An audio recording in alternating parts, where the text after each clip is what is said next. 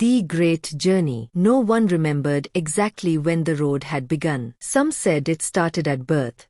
Others claimed it began the first time a person felt lost. For Arun, the journey began on an ordinary morning that felt heavier than most, when the sky was pale, the air was still, and his heart carried a question he could no longer ignore. Is this all there is? Arun lived in a small town, where days followed a predictable rhythm.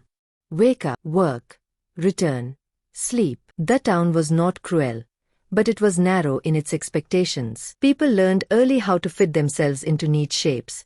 Jobs they didn't love, dreams they postponed, hopes they learned to silence. Arun had done the same. He had learned to survive, but not to live. One evening, while cleaning out his late grandfather's belongings, Arun found an old, weathered notebook. Its pages were yellowed, its cover cracked. Inside were sketches of roads, mountains, rivers, and short sentences written in uneven handwriting. The Great Journey is not about distance.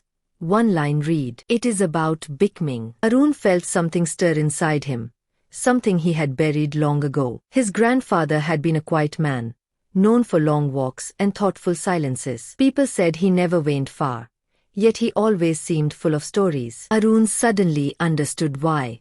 That night, Arun couldn't sleep. By dawn, he had made a decision that frightened him and thrilled him at the same time. He would leave, not to escape, but to discover. He packed lightly. The first days were the hardest. Every step away from the town felt like a betrayal of everything familiar. His mind screamed with doubts. What if you fail? What if you return with nothing? What if this is a mistake? But the road didn't answer questions. It simply asked him to keep walking. He crossed fields where farmers worked silently under the sun. He passed villages where strangers offered water without asking his name. At night, he slept beneath open skies, learning the sound of wind and the language of stars. Slowly, something shifted. The noise in his head softened. His thoughts became clearer. He realized that for the first time in years, he was fully present.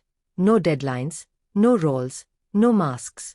Lessons of the road. On a mountain path, Arun met an old woman carrying firewood heavier than herself. Without a word, he helped her. When they reached her home, she smiled and said, "Strength grows when it's shared, not shown." He wrote that down. In a desert town, he met a musician who played for coins yet smiled like a king. Arun asked how he could be so content with so little.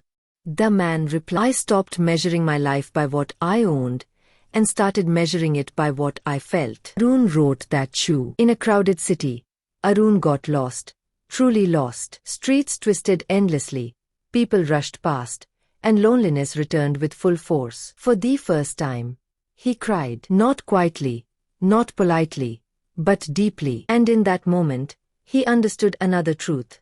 Pain ignored grows heavier. Pain faced becomes lighter. The breaking point. Every journey has a moment when the traveler wants to quit. For Arun, it came during a long, cold stretch of rain. His shoes were worn, his body exhausted, his money nearly gone. He questioned everything. The notebook felt heavier now, filled with lessons he wasn't sure he deserved. Sitting by the roadside, soaked and shaking, he considered turning back. Then he opened the notebook and found the last page, written by his grandfather. "One day, you will feel like stopping.